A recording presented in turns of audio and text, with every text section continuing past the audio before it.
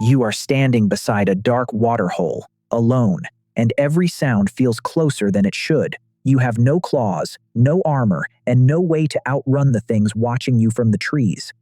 You need sleep, but darkness is when hunters become invisible. You are a soft mammal pretending a stick is a weapon. Nothing separates you from the night.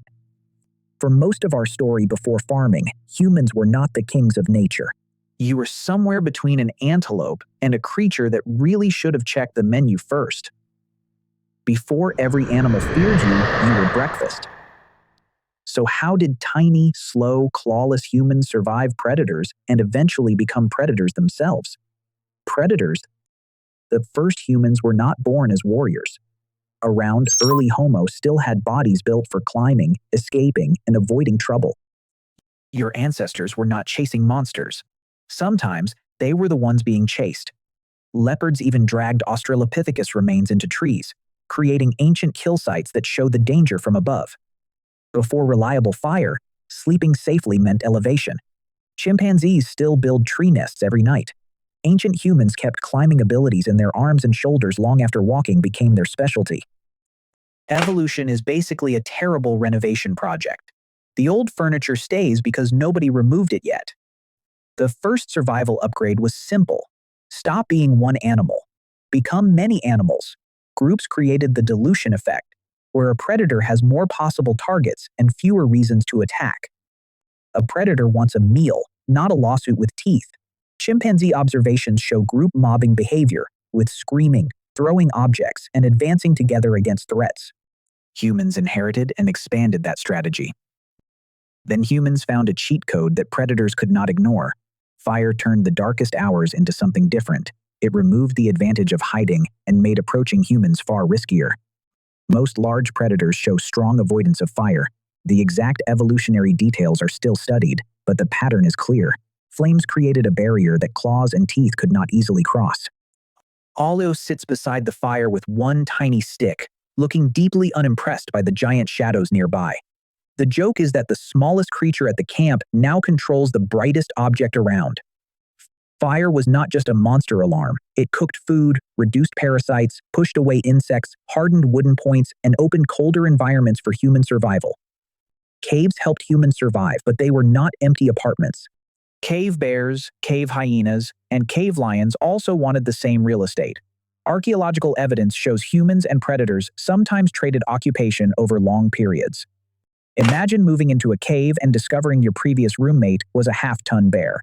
The rent is low, but the security deposit is terrifying. Here is the part people usually get wrong. Humans did not suddenly become unstoppable because one genius invented the spear. Survival was a pile of boring advantages stacked together. The Schöningen wooden spears from Germany show advanced weapon design. They were shaped for grip, balance, and throwing, and are often dated around time. A spear changed the transaction completely. You no longer needed to hug a predator before causing damage. You could threaten danger from far outside claw range. Predators are not fearless machines. Injury can mean starvation. Animals living near dangerous humans can develop avoidance behaviors across generations. Being risky prey is a powerful defense. The biggest weapon was not metal or stone. It was memory. Complex language allowed groups to store warnings about predators beyond one lifetime. Humans created a spoken database of what could kill them. A lion remembers a bad encounter. Humans write it down, tell everyone, and somehow make the entire neighborhood nervous forever. Predators think locally. Humans learned collectively. The landscape of fear describes how animals change behavior based on predator danger, and humans expanded that idea through cooperation. Human settlements show careful choices. Elevated locations, clear sightlines, natural barriers, and safe water access reduced exposure to predators. Survival became architecture before it became cities. You also carried a strange advantage. Humans are unusually good at endurance movement. We sweat across much of our body and can regulate heat while running.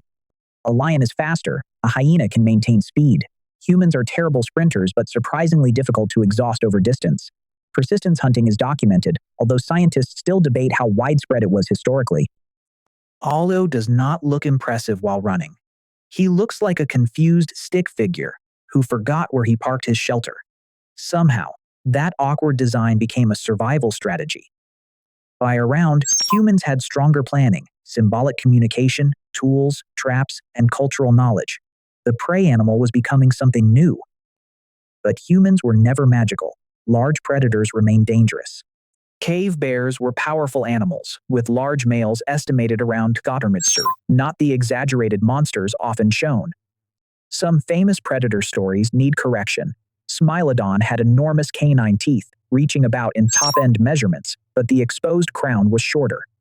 Humans later hunted many apex predators, including cave lions and cave bears, but the collapse of Ice Age megafauna remains debated. Climate change mattered, and scientists continued discussing the human role. Nature did not hand humans a victory trophy. It handed us a pile of problems and waited to see what happened. Return to the dark water hole. The same night that once made you vulnerable became the place where your inventions protected you. You did not become dominant because you grew bigger teeth. You became dangerous because you remembered threats, warned others, and improved after every close call. That same toolkit eventually changed ecosystems everywhere humans spread. Many large animals disappeared within thousands of years of human arrival, though the exact causes remain debated. The strangest predator story is that the prey animal won, not because it was stronger, because it was the one prey animal that could carry fear across generations. Aloe still holds the tiny stick. The predator still has the claws. But now the predator is the one deciding whether this meal is worth the risk.